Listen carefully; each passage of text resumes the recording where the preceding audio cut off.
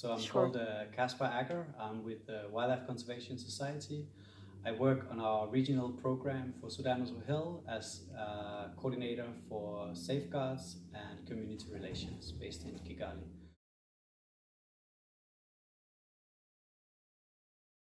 So the manual has really helped us in making the human rights training based on real life examples and real situations and incidents that rangers experience when they do their day-to-day work. So we put together a 3-day training program based on 9 modules with more than 50 different situations and scenarios, anything from conducting arrest to conducting a search, to the use of firearms, to best practices in how to relate with communities, and put all of that together in a standard module that we're now rolling out across the protected areas that we work in.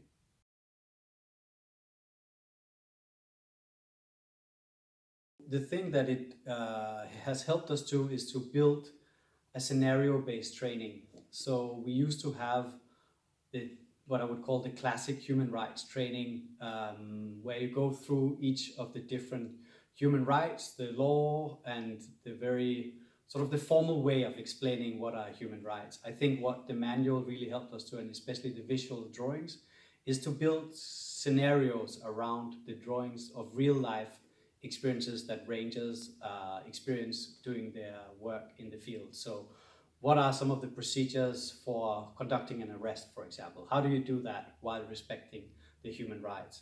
How do you use the use of force? How can you apply a human rights-based approach? Or it can be conducting a search, or just in terms of how do you engage with communities? Again, how do you do it in a respectful and an inclusive manner? I think that's what the manual and that sort of case-by-case scenario-based approach has helped a lot, yeah.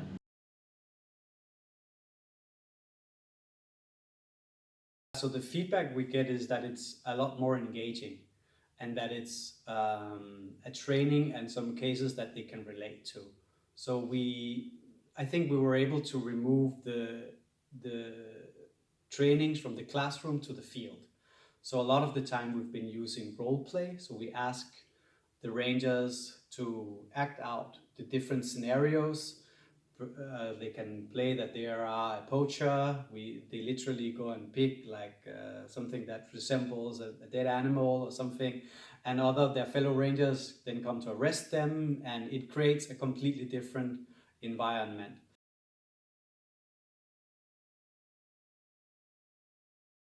One of the things that we have also done that has been very successful is including local partners. So members of the community can be the local, someone from the church, or the local mayor, or women groups representatives, or youths, to participate in the human rights trainings. And that again provides an opportunity for outside views, outside comments, and some very deep and interesting discussions on what relationships does a ranger have, because they are both part of the community, but they're also part of the management of the protected area. So that gives some very interesting and real life discussions. And again, I think the framework that the manual puts with scenario based and drawings has really helped starting those conversations.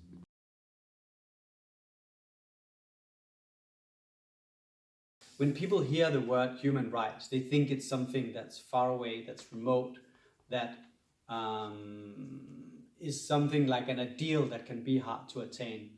But I think when you bring it to the real life, everyday examples, I think that's how it helped now people to see that there is that connection, that human rights is not something that's very remote or far away, that was developed by the UN, and we don't really know how to relate to it. I think by working through the exercises, it becomes clear that, okay, we are actually acting in a human right compliant way. We were just not aware of it, yeah.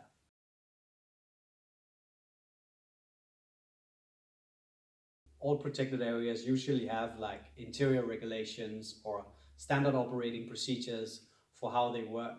So going through those procedures and making sure that human rights aspects are integrated into them so that it becomes part of the culture and the way that the protected area works. And you can also have maybe ranking for each mission. If it's a high risk mission, you can have triggers that say, okay, what could be possible human rights implication, so that it's built in the normal pre and post deployment routine. Basically, I think it's all about building it into routine, so that the training becomes sort of integrated into whatever is happening in a protected area. It's not a standalone thing.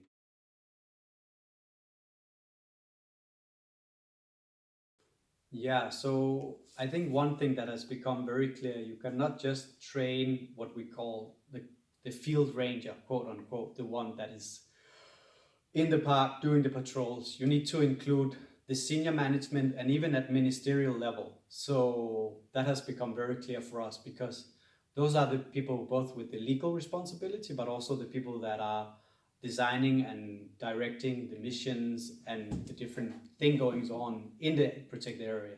So if you don't include them in the work and the follow-up, then the training becomes a one thing. It's about changing culture, right? It's about instilling a culture that is based on human rights, and that is something that takes time. And also we should also think about, there's also the human rights for rangers. Like, rangers are also recipients of human rights. It's not just respecting, but they also enjoy human rights. So they enjoy welfare, for example. They enjoy the right to rest.